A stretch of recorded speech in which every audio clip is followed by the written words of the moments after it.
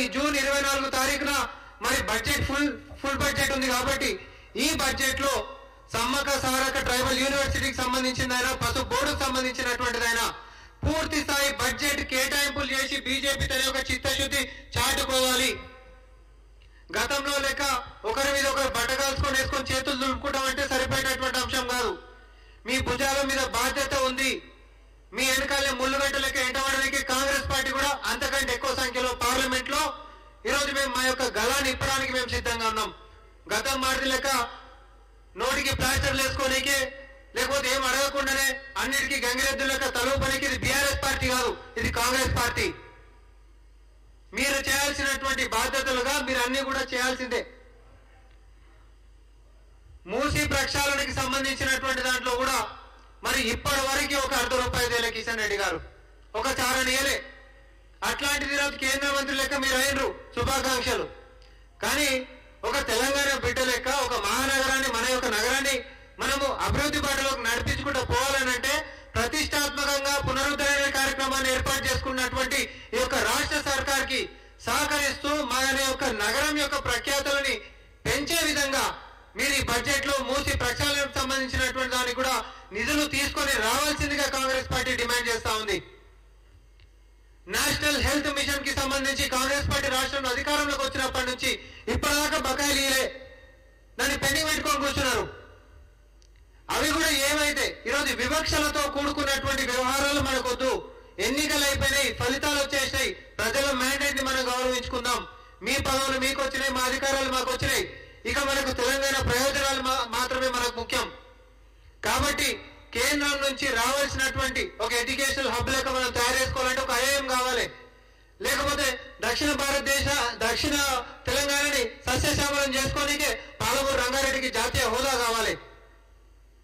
మీరు ఇచ్చినటువంటి విభజన చట్టంలో మనం అడుక్కుంటలేమిడా? అరే చట్టం ఇచ్చినటువంటి ప్రమాణాలు నెరవేరుస్తామని చెప్పినటువంటివి మొదటి దఫా కాలే, రెండో దఫా కాలే. దురదృష్టం ఏంటంటే మోడీ గారు చేసినటువంటి వైఫల్యాన్ని క్షేత్రస్థాయిలో బీఆర్ఎస్ పార్టీ ఏ రోజు కూడా చెప్పలేదు. కాబట్టి మొన్న వచ్చినటువంటి ఫలితాలు దానికి ఒక ఉదాహరణగా మేము అనుకుంటున్నామే తప్ప లేకపోతే బీజేపీ మీద ప్రేమకో లేకపోతే బీజేపీ అభివృద్ధిని చూసో ప్రజలు ఓటేశారని మాత్రం మేము అనుకోం. మీరు మమ్మల్ని కూడా రాష్ట్రంలో ఉంటున్నటువంటి మా గ్యారెంటీలను ఎట్లయితే అడుగుతారో మరి కేంద్రంలో ఉంటున్నటువంటి మీ సర్కార్ పైన 10 ఏళ్ల నుంచి పెండింగ్ ఉంటున్నటువంటి అన్ని ప్రమాణాల మీద కూడా కాంగ్రెస్ పార్టీ ప్రజల్లో చైతన్యం తీసుకొని వస్తుంది.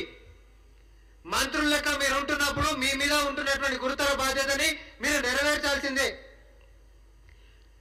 2022లో సికింద్రాబాద్ రైల్వే స్టేషన్ల మరి కేంద్ర హయాంలో ఉంటున్నటువంటి పోలీసు వాళ్ళు మన తెలంగాణ బిడ్డను ఒకరిని కాల్చి చంపుడు, అగ్నిపథ్ కి సంబంధించినటువంటి నిర్ణయాలని పరీక్షలు రాసిన తర్వాత మా పొట్ట కొట్టొద్దని చెప్పి వారు చేస్తున్నటువంటి నిరసనల్ని కషాయాల లెక్క ఆయన మీరు అంటే బీజేపీ బీఆర్ఎస్ ఇద్దరు కలిసి ఒక తెలంగాణ బిడ్డని పొట్టన పెట్టుకుంది. తర్వాత చాలా మంది మీద కేసులు పెట్టింది.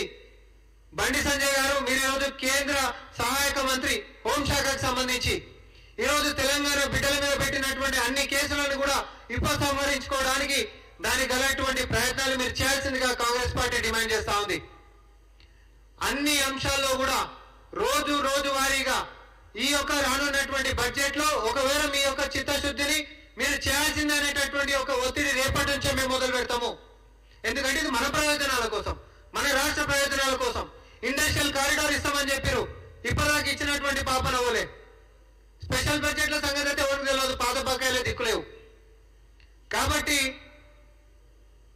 కేంద్ర మంత్రులు లెక్క వచ్చినటువంటి మీకు శుభాకాంక్షలు చెప్పుకుంటూనే 10 ఏళ్ల సంది మీ యొక్క బాధ్యతలని విస్మరించుకుంటూ తెలంగాణ ప్రజల చెవులో పెడుతున్నటువంటి పువ్వులకి ఇక శుభం పోడు పలకాలని.